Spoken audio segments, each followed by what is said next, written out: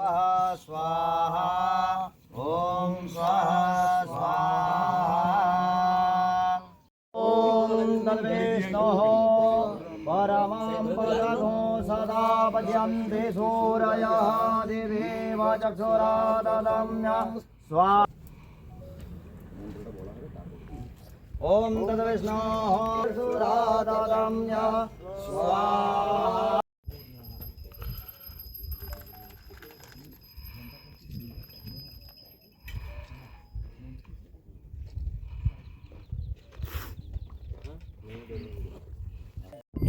जालौर का गौरवशाली इतिहास रहा है।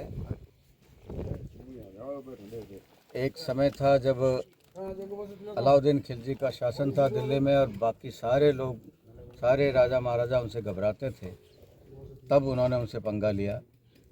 अलाउद्दीन खिलजी को सोमनाथ जाना था, उन्होंने जालौर से रास्ता मांगा और कान्हा देव ने कहा कि मैं सोमनाथ तोड़ने के लिए जा रहा हूँ तो मैं रास्ता नहीं दूंगा, तो उनको दूसरे रास्ते जाना पड़ा।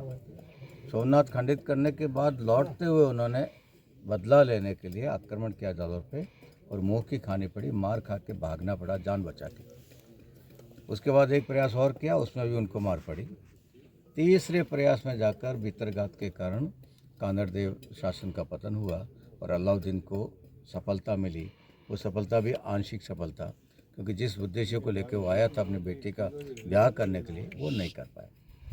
इतना गौरवशाली इतिहास होते हुए भी हमारा इतिहास विलुप्त रहा, गुप्त रह गया, हाईलाइट नहीं हुआ।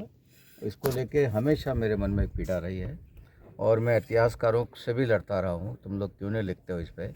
एक पद्मनाभ को छोड़ दें या मोतानैन सिंह ने थोड़ा बहुत उल्लेख किया, उन दो को छोड़ दें तो बाकी किसी ने जालौर के साथ न्याय नहीं किया। चित्तौड़ का इतिहास बढ़ा चढ़ा के बता दिया गया, लेकिन जालौर का इतिहास नहीं बताया गया। वो कसक, वो पीड़ा पिछले 35-40 साल से मेरे मन में थी और समय समय पर मैंने उसको प्रकट भी किया और लोगों ने उसको समझा भी। किले किले पर आना जाना लोगों का शुरू हुआ, पग फेरा बड़ा है लोगों का वहाँ। अब किले की रोड भी काम शुरू होने वाला 2-5 दिन में, तो रोड बन जाएगी तो उसके बाद लोगों का आना जाना और हो जाएगा।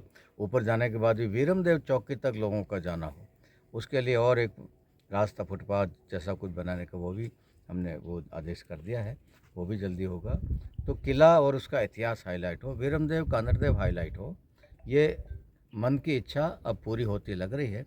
और उसमें ये मूर्ति स्थापना भी अपने आप में बहुत बड़ा एक ऐतिहासिक कदम है और उसमें देवेंद्र सिंह जी और उनकी पूरी टीम लगी हुई है, वर्षों से लगी हुई है।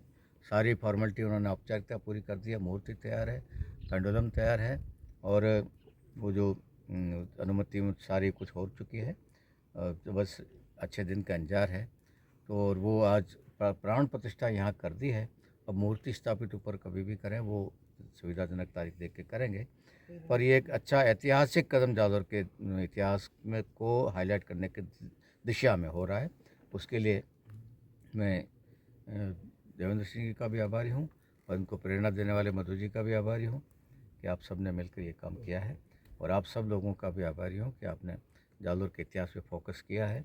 अर्जुन दान जी उज्ज्वल साहब, रिटायर्ड प्रिंसिपल, वो भी पिछले 2-3 साल से इस काम में लगे हुए हैं। जगह जगह से वो जालौर के इतिहास से संबंधित बातें ढूंढ ढूंढ कर निकाल रहे हैं।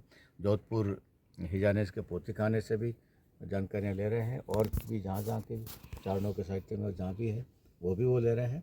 और जालौर का इतिहास खुलकर सामने आए संपूर्ण रूप में, वो अर्जुन दान जी जैसे और लोग भी कर रहे हैं। तो उन सबको मैं साधुवाद देता हूँ। सबके साथ कंधे से कंधा लगा के मैं खड़ा हूँ और उनको जो भी आवश्यकता है वो हम पूरी करेंगे। लेकिन जालौर का इतिहास, गौरवशाली इतिहास बाहर आए, जन जन को पता लगे, यह एक आवश्यकता जो थी उस दिशा में अच्छा प्रयास हुआ है और आगे और अच्छा होगा। सर, आप विधायक होने के साथ साथ विधानसभा के मुख्य सचेतक भी है।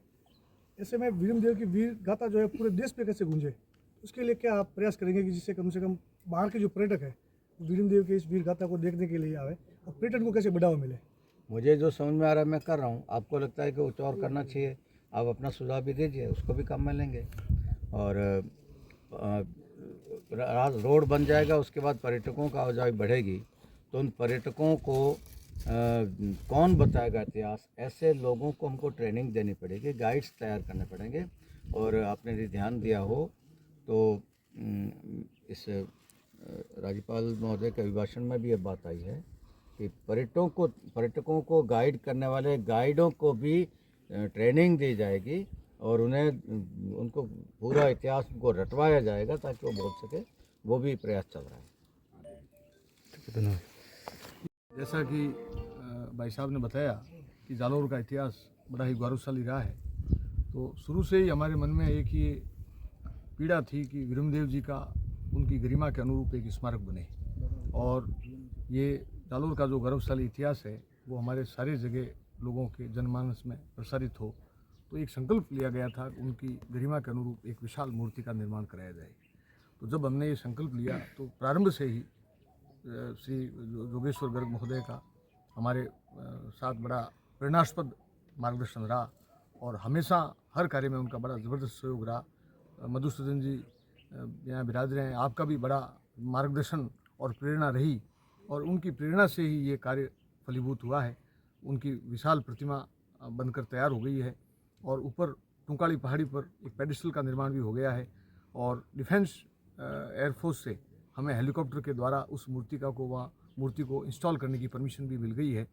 और आज 5 तारीख को हमने उनकी प्राण प्रतिष्ठा जो हमारे शास्त्रोक्त रीति से किस प्रकार से हो वो विधि पूर्वक उनकी प्राण प्रतिष्ठा का जो कार्यक्रम था वो पूरा कर लिया गया है। 5 तारीख से लेकर 7 तारीख तक ये यज्ञ आदि कार्य चले हैं और उसमें उस प्रतिष्ठा का सारा कार्य पूरा हो गया है ताकि भविष्य में जब भी माननीय मुख्यमंत्री महोदय और मुख्य अतिथि जब भी इस कार्यक्रम में उनकी सुविधा के अनुसार हमें तिथि मिलेगी तो उस तिथि के अनुसार इस कार्यक्रम को बहुत ही विशाल और भव्य रूप में आयोजित करेंगे।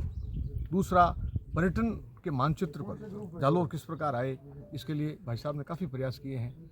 दुर्ग के अंदर जो आने की जो रोड है उस रोड का भी निर्माण पूरा हो रहा है और हम चाहते हैं कि भविष्य में जब यहाँ मूर्ति का निर्माण हो जाए तो आम लोगों के लिए, पर्यटन के लिए यदि रोपवे या ऐसी कोई बात हो जाए तो निश्चित रूप से जालौर के लोगों में पर्यटकों की आवाजाही बढ़ेगी और अर्थव्यवस्था में भी हमारे राजस्थान का जो पर्यटन का बड़ा योगदान है उसमें जालौर का भी योगदान होगा। धन्यवाद।